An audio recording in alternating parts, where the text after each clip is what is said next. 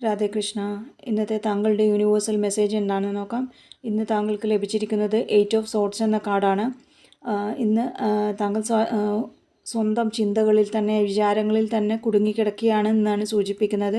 അതായത് മുന്നോട്ട് പോകാൻ വഴിമുട്ടിയതുപോലെ, എന്തിലോ തളയ്ക്കപ്പെട്ട പോലെ അങ്ങനെയൊക്കെ തോന്നുന്ന ഒരു ഊർജ്ജത്തിലാണ് ഇന്ന് നിങ്ങളുള്ളത് എന്നാണ് യൂണിവേഴ്സ് പറയുന്നത്.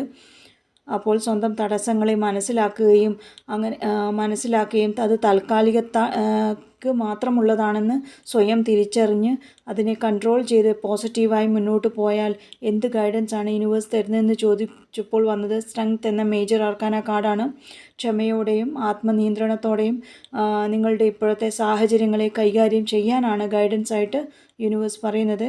അങ്ങനെ പക്വതയോടെ സ്വയം വിശ്വസിച്ച് ക്ഷമയോടെ മുന്നോട്ട് പോകുമ്പോൾ എന്ത് ശ്രദ്ധിക്കണമെന്ന് ചോദിച്ചപ്പോൾ വന്നത് 9 ഓഫ് പെൻറ്റക്കിൾസ് എന്ന കാർഡാണ്. നിങ്ങളിപ്പോൾ സ്വയം പര്യാപ്തത നേടാൻ കഴിവ് നേടിയിട്ടുണ്ടെന്നും അങ്ങനെ അച്ചടക്കത്തോടെ കഠിനാധ്വാനം ചെയ്യാൻ ശ്രദ്ധിച്ചാൽ അത് വിജയത്തിലേക്കും സമൃദ്ധിയിലേക്കും കൊണ്ടുപോകാൻ കഴിയുമെന്നും അതിനാൽ അച്ചടക്കത്തോടെ കഠിനാധ്വാനം ചെയ്ത് മുന്നോട്ട് പോകാൻ ശ്രദ്ധിക്കാനാണ് യൂണിവേഴ്സ് പറയുന്നത്.